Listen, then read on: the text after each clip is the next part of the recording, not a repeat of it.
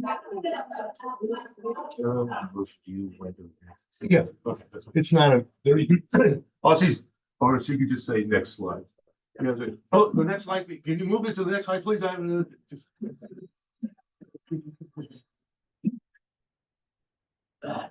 morning, Rotarians. Yes. Welcome to the Rotary Club of Hudson. I'm Ron Strobel, the Sergeant at Arms. Our invocation this morning is by Phil Tobin. Good morning, everybody. It's interesting. I came into the room with my roll letter and a cup of coffee. I didn't put the brake on, so I'm down here. And actually, I must have put a top on. This young lady over here rescued me. Heavenly Father, we beseech you, your guidance and wisdom for the Rotary International. Devoted to service above self, may each of us be inspired to respond to the opportunities for better serving our fellow man. And may the bounty of this day, so graciously given, be thankfully received. In your name, we ask it. Amen. Thank you, Phil. And to lead us in the pledge and four-way test, Amy Becker.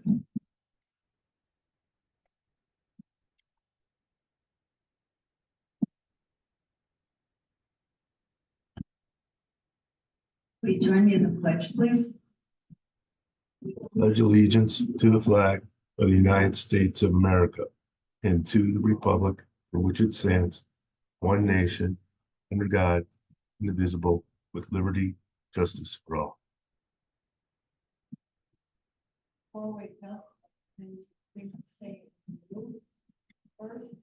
Is it the truth? Is it fair to all concerned? We build goodwill and better friendships, beneficial to all concerned.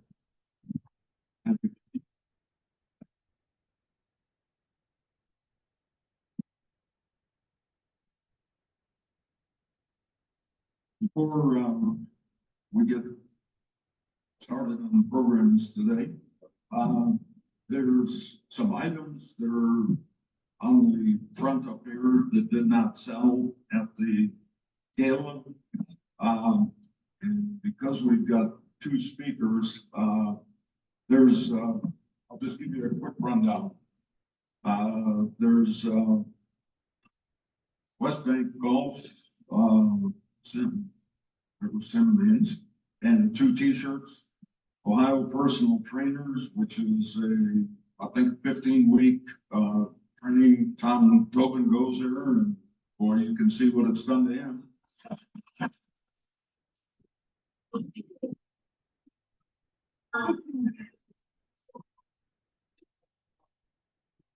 A photographer is doing a headshot. Lake Forest, 1-week membership. Robert Phillips, lawyer, is doing estate plan and estate planning. Sharp Law is doing a similar estate planning. And then there's a photographer that is going to mentor you and teach you about photography. So these are up here. And your bids are whatever you want to give to the gala. And also before we start, I'd like to recognize some people that made the parade a lot of fun this year. First of all, I'd like to thank the Lord or whoever was in charge of stopping that rain exactly when the parade started. The convertible tops all went down when the cannon boomed, and so that part turned out perfect. I'd like you to thank the parade participants, Tom Tobin for carrying the flag, Rob Tobin and Marco, Catherine's son-in-law, for carrying the scholarship winner banner, Ken Philbin and Sue Strobel from Convertibles for the scholarship winners. And I don't know what Dan's group was, but Sue said that the three she had were just fantastic. Talked the whole way. They were really fun to have. All 5 of the scholarship winners showed up. Abby Cerruti, Jake Cerruti, Lucy Canterbury, Adam Zerwa, and Sasha Bagnato.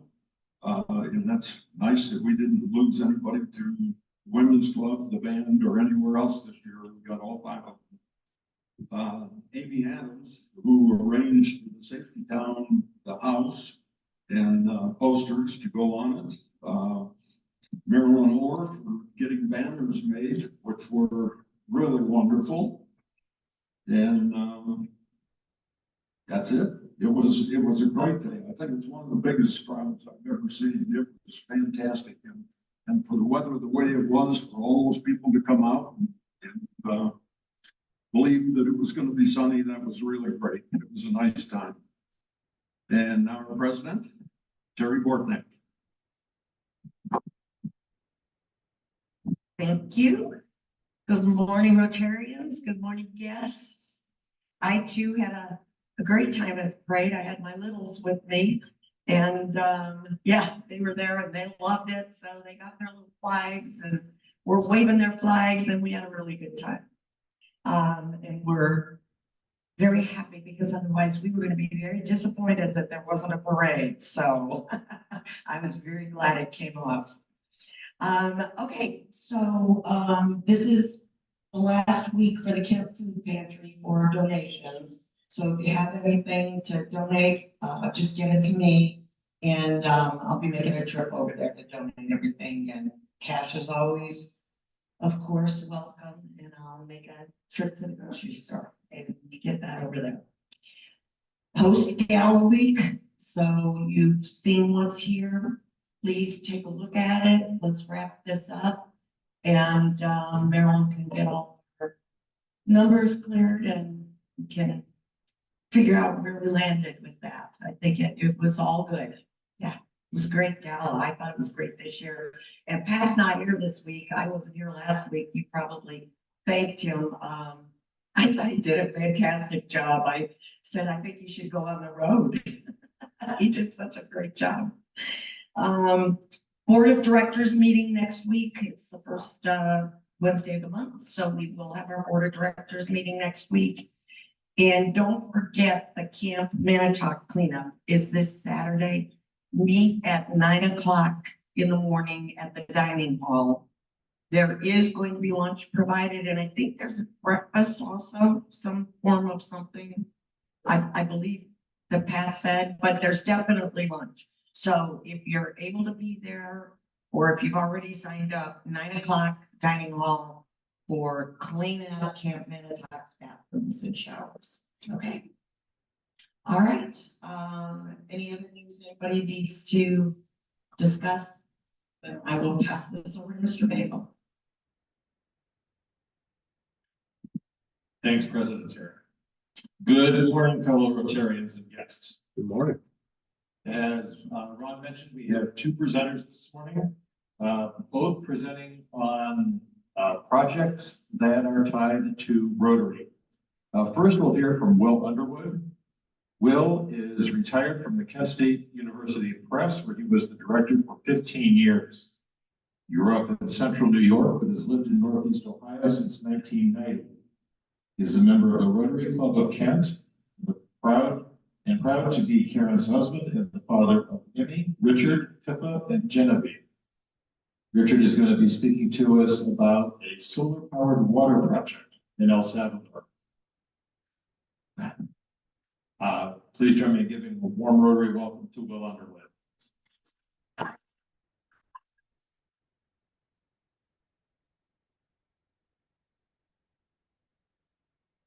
Thanks, David, and thank you to the Rotary Club of Hudson for giving me the opportunity to talk this morning. So I noticed in the latest Rotary magazine that there's an article about solar power and how it helps the community in Africa with healthcare. So that's related to what I'm here to talk to you about. You probably know that the Kent Club and other clubs in our district have been active in Central American water projects. We did one 2 years ago in Zacatalosa in Nicaragua, and there are several in El Salvador that have the District 6630 Rotary seal on them. This project that I'm here to talk to you about today is one that's being headed up by past District Governor Larry Lohman, and it's the Apolinario Serrano water system in Suchitoto, El Salvador. That's a system that was set up in 2002, and it currently serves 6 communities, which is 392 families, which is about 1,150 people, including 3 schools and 3 churches. It's powered by the electrical grid, which is unreliable. So there are times when power goes out and water's not available. This project is to retrofit it for solar power so that it has power whenever it's needed. And as I'm sure many of you know, the benefits to these water projects is it frees up mostly the women, frankly, and the children sometimes in the communities from the drudgery of hauling water. So this will expand on that because there will be no, won't be necessary to fall back on the old system when the power goes down. Also, but because it's a solar powered, it has the capability of expansion. So the plan is to have it grow and serve more people. The estimated savings by this retrofit is about $5,000 per year, which doesn't sound like a heck of a lot to us, but the per capita GDP in El Salvador is $4,800, as opposed to $55,000 in the United States. So relative terms, it's a huge impact. The total budget for this project is about $86,000. And the global grant that I'm here to talk to you about is the budget's about 70,000. So there's a portion of that that's being funded by the community. The on-site partner for this project is the Rotary Club of Santa Tecla, which is in the capital of San Salvador. I've been to El Salvador twice at site visits for the water projects, and that club is very active and very supportive of the efforts. The global grant needs to be submitted next month, so we're actively speaking and talking to other clubs in our district and beyond to try to garner support. The on-site facilitator is COPADA, which stands for Companion Community Development Alternatives. They're based in Indiana, and they've always been sort of our liaison and facilitator for these projects. Jim Mulholland is the leader of that group.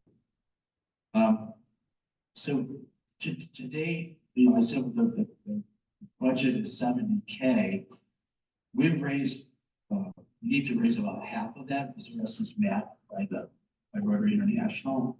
And so that's about 35,000. We're 3,500 to 4,000 short of that. We're there, including 5,000 from the Kent Club. It's a really important project that will allow the community to have clean, potable water all the time, as opposed to only when the power is on. And we have pledges today from Medina Sunrise, Talmadge, Aurora, the clubs in West Virginia, North Carolina, and Indiana. So we're on the march. Further to that, if anybody's interested in supporting this individually, sponsored by the Kent Club, there's going to be a tequila tasting fundraiser on Wednesday, June 5th at 5:30 p.m. at the Battleground in Kent. The tickets are $50, half of which goes directly to the grant. Tickets are on the Battleground website. So I have a prospectus, which is 15 pages long, it goes chapter and verse into all the details of the project, including all the technical specifications. I'm gonna leave it with you all. And that's all really all I have, and I'd be happy to answer any questions.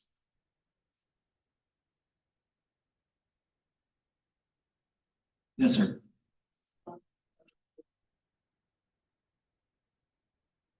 It's, I'll sorry, yes, it is.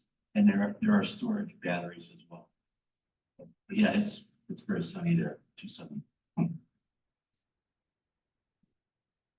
Yeah, I was going to ask you about the storage battery capacity and the security of the site, because I know that that's an area where there are issues with maintaining control of the specifics that enable the technology.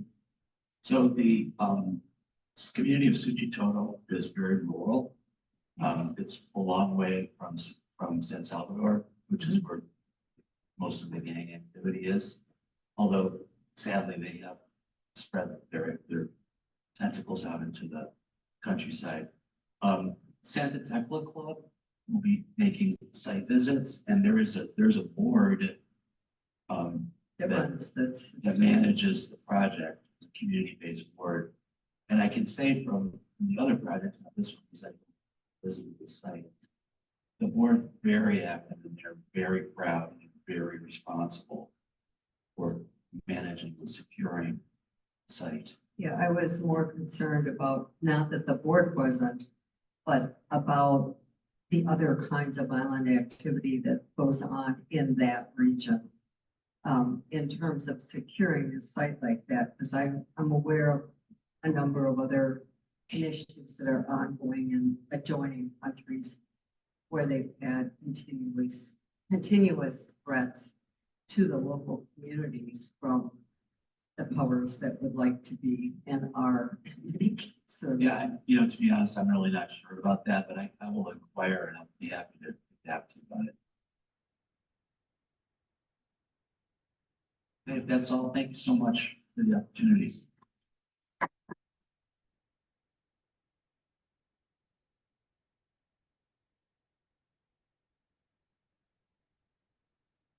Thank you, Will.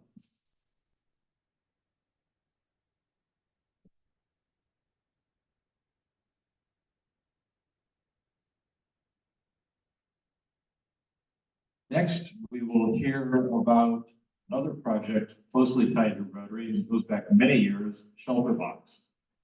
Kara Lapsa is here with us, and she was born and raised in Northeast Ohio. And is a social worker and a two-time Ohio State alum. She has been a Shelter Box response team member since 2013. Is married to a fellow Shelter Box response team member in 2019, and is the mom to two young girls. She works as an adjunct professor at the University of Denver's Graduate School of Social Work and is in the process of starting her own nonprofit, focusing on inclusion in outdoor adventure. Please join me in giving a warm Rotary welcome to Kara Lapsa.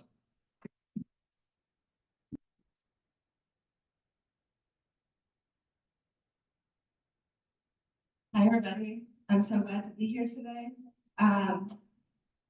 Yeah, I feel honored to be following Will's footsteps. It sounds like an awesome organization and mission.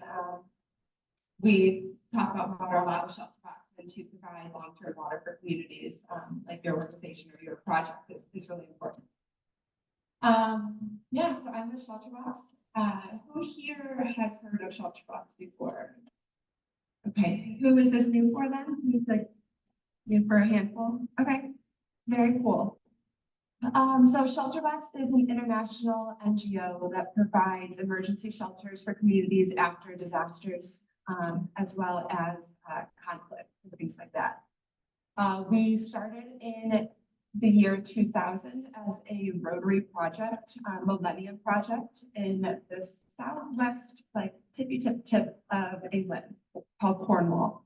It was a project developed by a Rotarian that said that, what we always hear about medical emergency or like medical aid, or we hear about food aid after disasters, but we don't often hear about the shelter aid. How are people getting from nothing to something? Where is that coming from? And so, yeah, shelter box began and it has evolved a lot over the years. So for those of you that are familiar with shelter box, it looks a little bit different now. And I'm excited to tell you all about it. Next slide, please. Oh, cool. So Hang on. Disaster, conflict, and climate crisis are forcing more people to flee their homes than ever before. Sorry? Say, benefit if it works. Okay, I'm gonna turn the bottom down. sorry, I wasn't aware there was a video, so I gotta make. No, no, I wasn't saying that to say we shouldn't play the video, I just need to make a couple adjustments. No, we'll just skip it. Go back to the PowerPoint. I didn't say it all before. But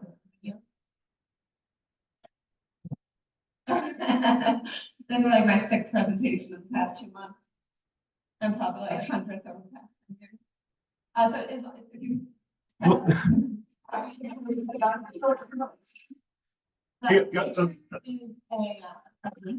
if you just do like the next button, maybe on the computer. Okay. If you could just give me a couple seconds, it may play, it may look a little kludgy. Okay. I just need a couple seconds. to You're get it. Okay. Yes, thank you very much. Okay, I got that.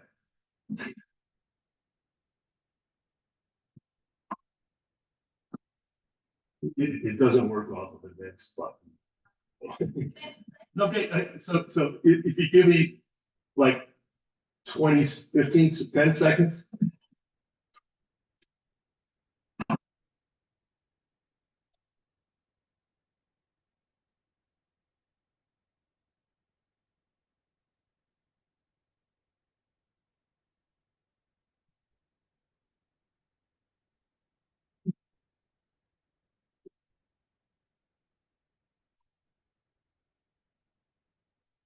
All right, so as mentioned, I can continue on. So as mentioned in my intro, I married a response team member, Josh, in 2019. We met at a training in Texas and I don't know, fell in love. He chased me around like a little puppy dog and finally convinced me that he was a pretty cool guy. So we have 2 daughters. I've deployed 6 times, twice to the Philippines, Malawi, Sri Lanka, Ecuador, and Antigua. They sent him to all the much more complex and dangerous places, Philippines, Nepal, Myanmar, Iraq, Bangladesh, Haiti. But yeah, we've got a lot to talk about in terms of our deployment. All right, next slide, James, please. Thank you. So yeah, our organization, Shelter Box, we provide shelter, essential items, technical assistance, and help to people after they've experienced disaster or have been displaced by conflict. Our goal is how do we get people from nothing to something? I often, in my outdoor experience, think of it as like, what would I pack in my backpack if I was going to be gone for a few days? I would pack a tent, I'd pack a blanket, a sleeping pad, pots and pans, or something to cook with, solar lights, water purification, everything to kind of survive when you've got nothing. And that's more or less what Shelter Box provides. We help people when they have nothing get to that point of survival before they can begin to rebuild. All right, next slide, please. Thank you. So throughout the world, we have a pretty massive global capacity. We have 150 staff, 120 response team members, and over 1,000 volunteers. We have 14 global affiliates all around the world. 2 operation centers in the UK and the Philippines, and global partners, Rotary, Habitat for Humanity, International Federation of Red Cross, and Red Crescent, amongst many, many others. And then we aim to help over 225,000 people annually, and with the global climate crisis and increased conflict throughout the world, that number is growing at a rapid and alarming rate. So here are 8 things you might not know about Shelter Box and some things that have changed over the years. Okay. So in order to lessen our carbon footprint, we had aimed to do more local procurement. And so in a recent deployment to Turkey, we actually procured 2,000 of the tents shown here instead of bringing our own tents in. This helps to sometimes alleviate some customs issues, getting things in rapidly. It also helps to further strengthen the local markets, the communities. It helps improve livelihood opportunities and get communities growing and back again. So on this deployment, on this project, we had 2,000 tents, 8,000 blankets, 6,000 mattresses, 4,000 solar lights, 2,000 family hygiene kits, 2,000 bags, and 1,000 stoves. So a pretty substantial amount of money injected into the economy there. Okay. And so also one size doesn't fit all. We've learned a lot over the past 20 years, and we realized that not every community needs a full shelter box. There's a lot of communities that maybe just the roof blew off, but their house is relatively okay. And we've learned that if we give somebody a tent, it might displace them. They might not have space in their yard or their property to have a tent right there. And maybe the tent is in a local park that's, you know, a couple blocks away and difficult to get back to their home. Not every family, you know, maybe that roof blew off, they still have their pots and pans from previously. Not everybody needs pots and pans. Not everybody needs all of these things. I actually had deployments in 2013, 2014, where I was taking apart boxes because we said, oh, wow, this community really needs tents, but that community over there, their homes are okay, but their water system has been destroyed and there's a huge cholera outbreak. So they need the water purification, but they don't need tents. So it was a huge waste of time. And we realized that it's more effective to sometimes send it all separately, or at least package separately so we can divvy them if needed. But we also realized that there's a lot of opportunity for things beyond tents, like tools. We have these pretty robust shelter toolkits with shovel, hose, saws, hammers, lots of different types of nails, some for roofing, some for putting wood together, rope, and then some large tarpaulins that will kind of withstand some of the heat in the areas that we work. So lots of different opportunities and things that we can send. And yeah, okay, next slide. And so this is an example of how our deployments can look different in different places. So I'm not certain of each location of where they were at, but up here we provided some concrete. We provided tarps in the next one. This top right corner, I think is really cool. We provided education through local engineers on how to create like a better ratio for bricks. So this was in a flood zone, and their previous ratio of, you know, aggregate to sand to water just crumbled. And so we worked with them to develop kind of educational material so that way they can better understand what it takes to make hardier bricks, sun-dried, cone-dried, whatever it is available in those communities. So that way their homes can withstand the next flood and we don't have to respond every time. Down here we have some tarps, some more tarps, and then the traditional tents. And while some people actually don't work today, while some people might think like, ooh, this tent on the bottom like doesn't really look nearly as beautiful as the tent on the bottom right, it keeps them in their home site, and it allows them to little by little begin rebuilding, right? So instead of just like being away, like even though this isn't a great solution, it is almost a much better next step. And the research shows that they are more likely and more quickly to rebuild than somebody obviously that's displaced elsewhere. All right, go ahead. And then we've also learned that sometimes cash is king, right? Like we are working with adults, we're working with grown-ups that know what their family needs. Thinking back on the injection of cash into the economy through procuring our aid locally, we've also realized that cash donation, people make good decisions with the cash that they're given. And it is an incredibly effective, incredibly powerful way of being able to get communities back on their feet in a fast way. Thank you. All right, next slide. So then we also have pre-positioned stock all throughout the world in key corridors that are great for distribution, great for getting aid to ships quickly and out. So as you can see, they're all through pretty big corridors in important places where we either have lots of disasters or can get things out quickly because they are hubs in the logistics world. As I mentioned earlier, it might not come in a box. Sometimes it comes in a bag. They're lighter, larger, stronger, easier to ship, cheaper to ship, easy to haul, very reusable. Yeah, so sometimes they'll come in a box. Okay. We, in 2017, launched a new operations headquarters in the Philippines. I think, have deployed to the Philippines probably between typhoons, earthquakes, and conflict in the south of the country.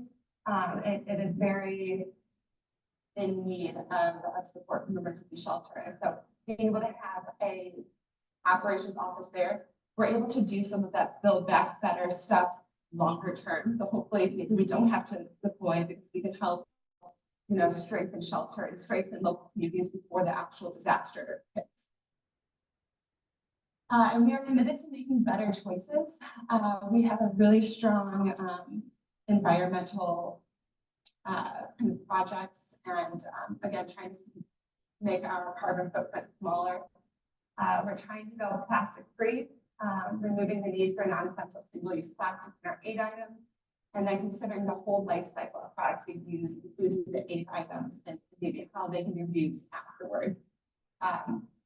This is a newer initiative. I mean, I haven't deployed in 5 years, but thinking about how much plastic I had pulled off in previous disasters, like I'm very eager and excited to see in person and in action how they're trying to go plastic free, because as we all know, everything's wrapped in plastic. How it's going to be a really impressive thing and something that is probably a game changer in the community of the aid world. We learned that impact is greater than output. So a lot of the learning that we have done and the changes as an organization we've made have been based on the monitoring and the evaluation that we do of all deployments. So we're always monitoring current distribution, making sure that they are going well, for getting to the hands of people needed. We evaluate completed distributions, and then we implement that learning. Previously, when it first started, shelter focus on like how many tents can we get out? Like Haiti earthquake, 25,000 tents, that was amazing. But we learned that not everybody needed a tent, or maybe they didn't all go into the hands of the right people. And it got a little messy at times. Now we realize that we want to have strong initiatives that we can see the impact and that we can go back and measure that impact. And so we might be distributing fewer than we did in those early days, but we know what we're doing is effective and that we're learning and growing and that we are really helping the most vulnerable of these communities. And then working with partners helps us go further faster. I took this picture in the Philippines and we worked with the local Rotary who connected us to a local fire department, and these guys were amazing. I've worked with Rotary in almost every single one of my deployments. Y'all know that Rotary, you all are the most connected, most nimble, most, Rotary here and Rotary throughout the world it's a powerful organization. And they're often the first people we talk to before we even hit the ground. You all are the ones getting us hotels, getting us fixers, getting us rental vehicles, getting us translators, and connecting us with the community partners and the community leaders. So we can go in and kind of have one step ahead and know that we are kind of on the right track. Especially with the goal, just like, is it true? Is it fair? Like those are the goals that we have when we go into communities, and to know that we have locals on the ground that can help us assess like the cultural aspect of that and how it manifests in these places is worth its weight in gold, for sure. So here are some of our current emergency responses. I'm gonna kind of just zip through these because they're pretty intense or pretty, a lot going on. So we are also, besides these ones, we're also operating in Malawi and, what's the other? There was one more that kind of just came on board. I'll go through these and chat about what we're doing. Yeah, okay, so Burkina Faso in Western Africa, we're supporting 1,100 newly displaced families who have been affected by violent extremism. So lots of tents there. Next slide. Cameroon, also in West Africa, almost 10,000 households with tents and NFIs, which are non-food items, so that all of these like extra things, right? The solar lamps, water purification, cooking pit, kind of depending on what they all need. And then we're going to start a new project soon with them. Chad, next one, Central Africa, working with a partner, InterSOF, to provide tents, tarps, and again, NFI to support refugees. A lot of these are our protracted crises, the ones that are very conflict-based that kind of go on for a while. And then we'll also have another project where we'll work with local nonprofit providing shelter. Again. Ethiopia implement project to address emergency shelter for 7,000 households. Next slide. Mozambique, in partnership with CARE, will contribute to more households, more shelter, 6,000 there. And then we've got projects 3 and 4 coming through. So lots going on. Next one. Somalia, a pilot project supporting people displaced by a drought, by transitional shelter. Again, that transitional shelter is so impactful to get people back on the feet and building their actual homes. Gaza, we currently actually have 14 trucks sitting in a line waiting to go in whenever that allowed. Obviously, with the continued violence and blocked border, it's really a difficult situation. But yeah, we've got 14 trucks in line for all the bathroom closures. Pakistan, provision of durable disaster risk and resilient women shelters for nearly 1,000 households. That might be the last one. Oh, Syria, an earthquake, as well as some, I think, violence as well, more households being addressed. Go ahead. Oh, yeah, so many, but again, then Breath of Wild is probably the last one. Nearly 1,500 households. So as you can see, there's lots and lots going on all over the world, and the impact is, you know, we help one community, and next thing we know, there's another cyclone, typhoon, earthquake, something going on. And we're constantly monitoring, like we were monitoring the flooding in Brazil and realized that while we have deployed in Brazil previously, our help wasn't needed. The local community was able to tackle that. And so we're not going to just show up to clog the system. We'll wait until people really need it. And so how can your club help? You all can become a Shelter Box Club hero or become a Shelter Box project sponsor. And I'll tell you about some of those opportunities. So for $1,000, $3,000, $5,000, or $10,000, your club can become a club hero, which has a number of benefits announced throughout various Rotary channels and support in a number of ways. And every dollar really helps. Next one. So yeah, the money could go to a number of these projects as well as other projects as well, but it could be, I'll let you read through it, but different variations of temporary shelter, long-term shelter, repairs, leveling, all sorts of things. You kind of know the story by now. And you can also do a project sponsorship at a much more higher level, $15,000, $20,000, $50,000 to do larger, bigger, more sustainable, long-term project. The need is increasing, as I mentioned, with global warming. Disasters are ever present. So climate scientists estimate that 167 million homes will be lost by 2040. And our goal is to help as many of people as possible recover and move on. Any questions?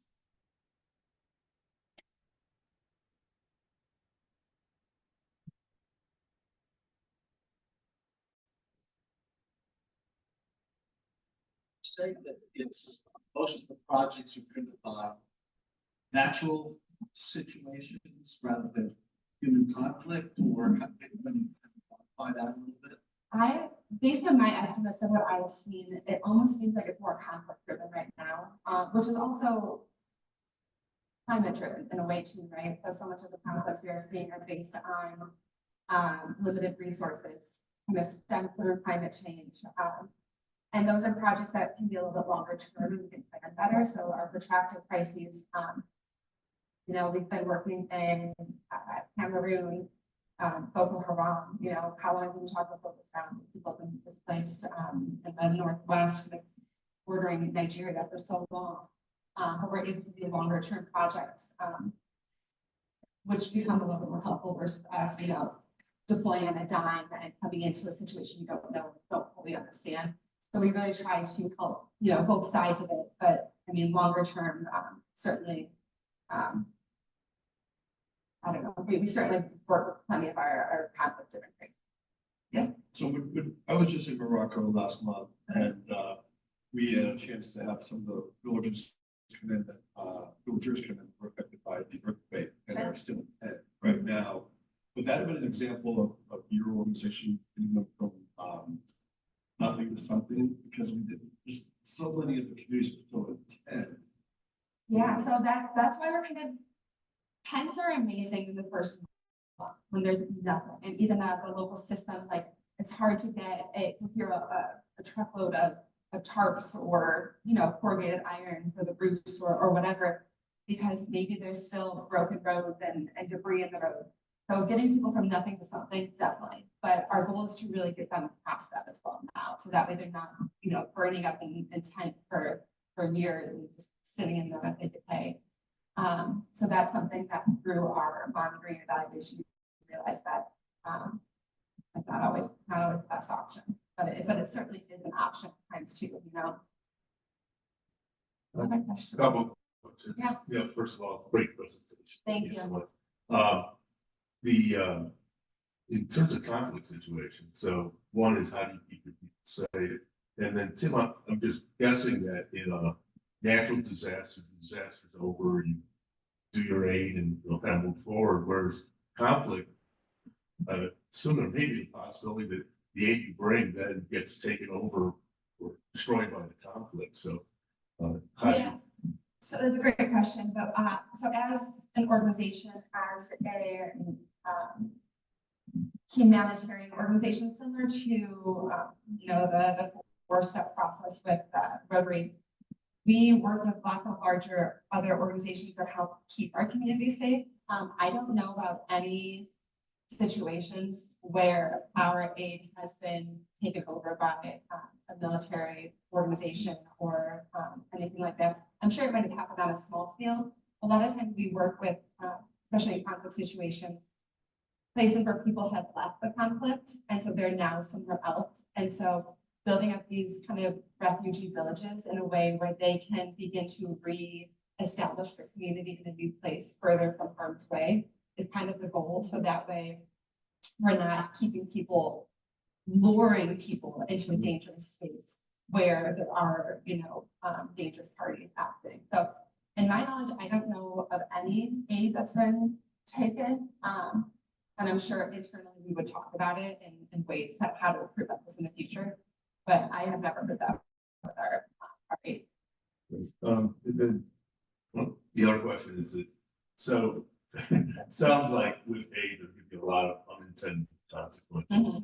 And a couple of quick points or questions. I assume you have someone who goes in and triages first to see exactly what's needed, but then it also says that I'm sure disasters that take place in the US or, where locally a town says, oh, we're gonna help out, we'll put a truck together and send all this stuff, that sometimes that just ends up clogging it up. And now the people have to know how to deal with aid that wasn't necessarily. Yeah, great question. So we, over the years, have begun there's something called the cluster system, and it is overseen, I think, by the UN and other large agencies. And so we are a part of the shelter cluster. And so when we go in, we start collaborating with the shelter cluster that is activated immediately. So that means that we, if we're working in this community, we will make sure that everybody else within the cluster knows what we are doing, so we're not doubling up on that aid. When an aid comes in on trucks, like you mentioned, it ends up getting filled with like high heels and ripped t-shirts, like nobody, the things that people don't necessarily need. And it's not being coordinated through this cluster system, and so people might be getting stuff, and there certainly is, good intention, and all that. But it isn't, like you said, what people need. So we work with this cluster system, so that way we can tell the UN, hey, like, we've got this community, y'all go somewhere else, or whatever it may be, but there's so much coordination that happens, through the NGO front. And while local initiatives are helpful, and to some degree, making sure that it's being funneled through a larger organization is really important. There's a question down here about the safety of our people. Go ahead, I'll just touch on this real quick. How do we keep people safe? I'm a volunteer. We have, 120 volunteer response team members. They don't send us anywhere that's not safe. We manage our risk in a number of ways. We have highly complex operational systems that when we are traveling from point A to point B, like my husband went to Iraq, every single movement was tracked, was documented. He couldn't leave his complex at night. He couldn't leave it without permission. So we're in a complex place like that, where we absolutely have very, very strong safety requirements. But we're different than, MSF, Doctors Without Borders, where we'll say, no, this is too dangerous for us. We can't enter right now. We will not go to Gaza. We will not go into the depth of Syria. But we will work with partners that will go there. So we'll hand our aid off to trusted people that can then implement it for us. But As this situation with the increased number of refugees, literally that are climate refugees, and often that's coupled with some kind of conflict over the fact that they're moving on and in. One of the concerns has to do increasingly with how we're going to deal with coastal refugees. Because when the Thwaites Glacier breaks off in Antarctica, we're going to have coastal flooding that we have never seen. And I keep wondering, since the concentration of populations is so coastal in most locations, that the volume of refugees was going to be huge. Are you aware of any planning either in your own organization or others where you may be working in locations where there's a lot of water and it's not going to go away? it's a really, really good question. I don't know any long-term initiatives, but I know as an organization and throughout, the various cluster systems that work with displaced people, we encourage people to not go back to flood zones or places that are at risk. So again, in the Philippines, we helped to create kind of like a new village area for a whole bunch of people that were affected by the tidal wave that happened after Typhoon Haiyan in 2013. Trying to get them away from that area and not going back to that area, so that way, in future situations as the water rises, they're safer. It's tough though, they're fishermen, they're the people that live that rely on water. So the closer they are, the better, and they don't have reliable transportation. So the risk for them is the risk is worth it, right? And so it's a really complicated thing, especially, moving people inward where there's not the resources, where it's dry. I don't know what the answer is, and I don't know of any long-term projects focusing on that, but it's a great question and a huge concern. We're always trying to, make sure that people are safe moving forward beyond what we're doing. Anything else?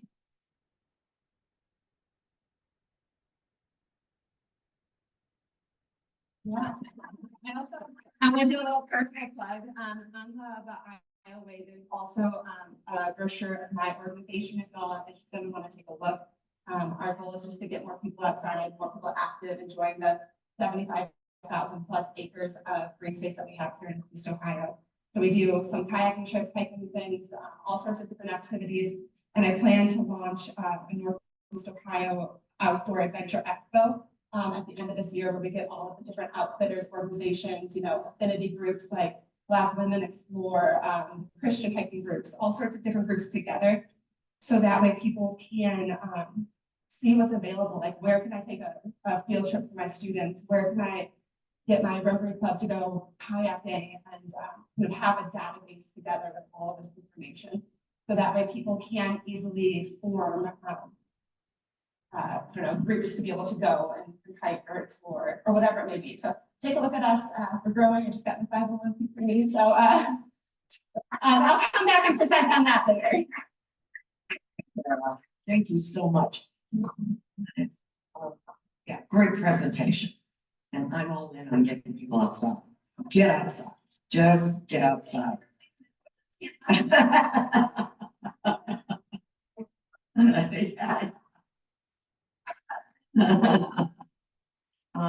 If you would draw, we have $11. Were we short on envelopes today?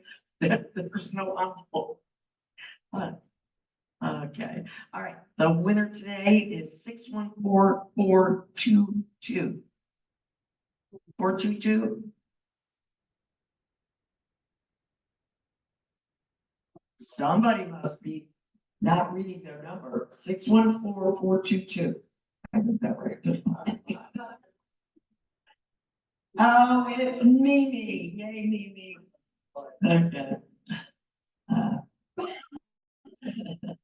Sorry, wrote about every week and then I want to up that. Not sure how much we have in the grant prize because I don't have the envelope, but let's see if you can win it. I'm sure it is. It's over. It's almost 300, I think. Not this week. For Ken. Okay. Thank you. Okay. I guess that's everything for today.